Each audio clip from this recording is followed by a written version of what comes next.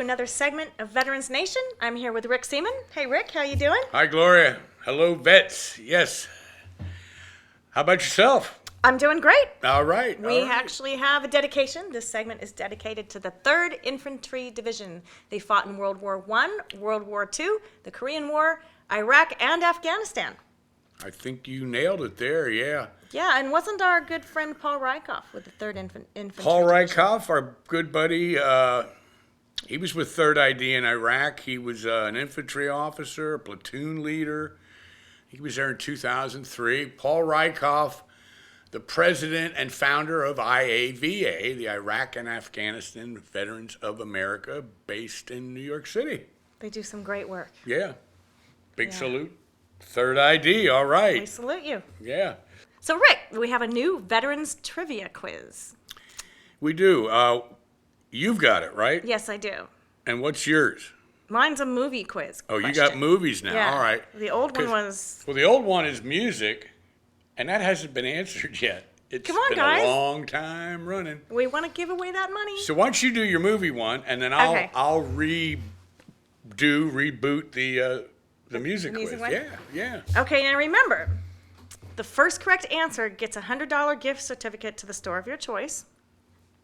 And the question is, in the 1968 Planet of the Apes film, Charlton Heston rode a horse along the beach and came across what landmark buried partly in the sand? And the second part of the question is, when he came upon it, what did he say? Wow. You remember that? You know, I almost think I know.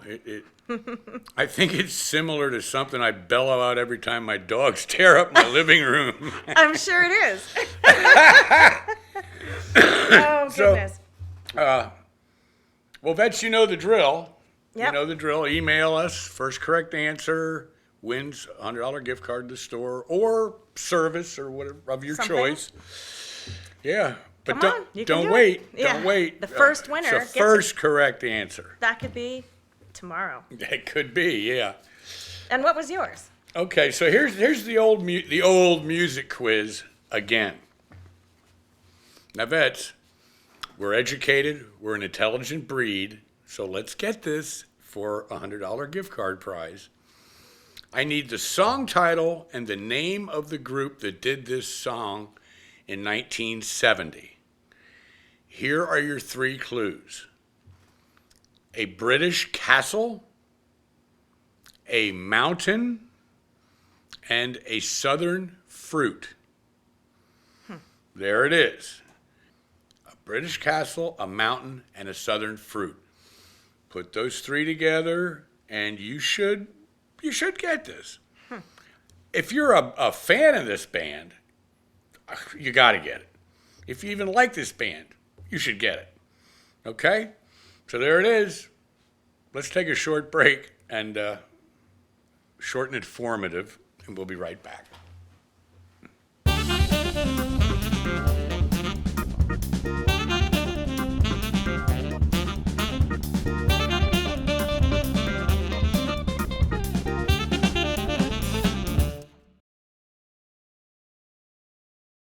We talk about athletes as warriors and heroes, but there are American men and women who exemplify those characteristics every day. They're our military, and they make the lives we lead possible. Get up here, protect this vehicle. I'm Staff Sergeant David C. Ferris. That was me in that gun truck. That was the real thing. I served in Iraq and Afghanistan with a lot of pride.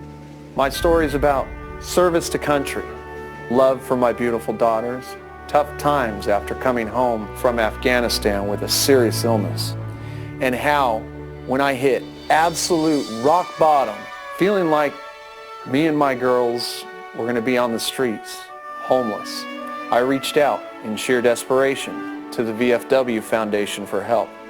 Staff Sergeant Ferris returned home from the hospital to a mountain of bills, an eviction notice, and no job. But the VFW Foundation was there with emergency funds to get him back on his feet.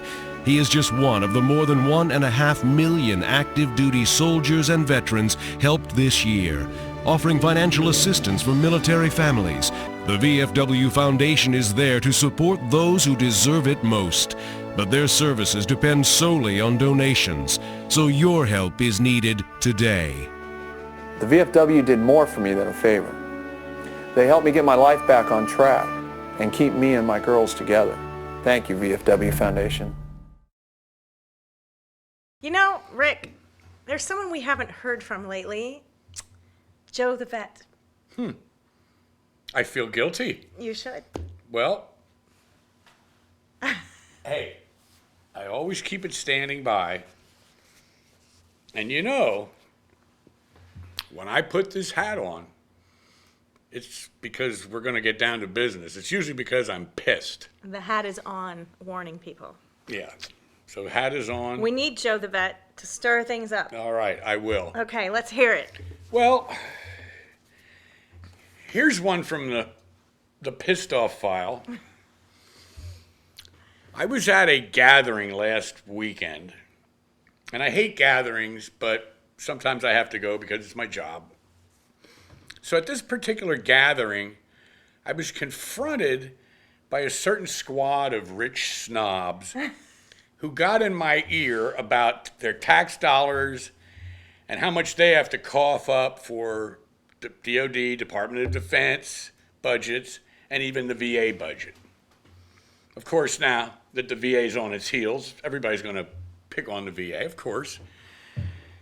So they want to know where their tax dollars are going, and, you know. Okay. So I did my best to get them on the proper page, you know, trying to be nice about it. And just about the time I thought I had them in full understanding of how DOD and VA were an important part of defending their fat cat freedom, this one rich bitch starts whining about all the military retirement benefits that we as taxpayers have to fork up and cover. I had two options. One was choke the crap out of this woman, choke her to death right in front of her husband and everybody else that was there, or go find another beer and think about it some more, which I did. I chose the latter. Good choice. And as I was drinking that beer, I thought back to Vietnam, and you know, when I was there, we were just these kids that were drafted, we're grunts. We kind of had little regard for career officers and NCOs, and we referred to them as lifers. You know, we're pissed off little kids, you know, Yeah. in Vietnam, Yeah. right? But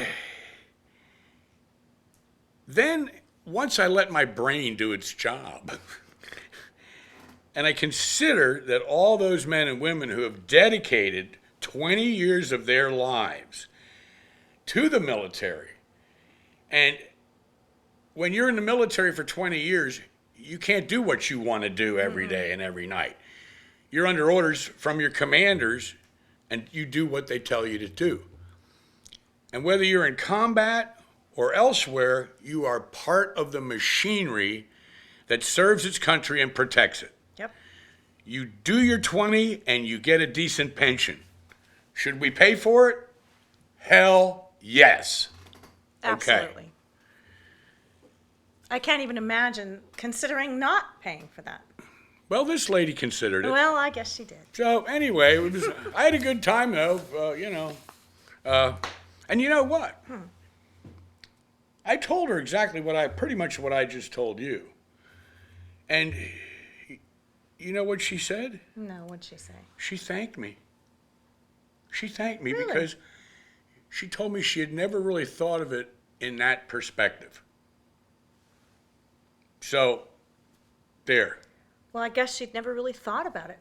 And you know, Really? I bet there's I a lot mean, of Americans that there don't. are. That you know where your tax dollars are gone, and we're going to keep paying.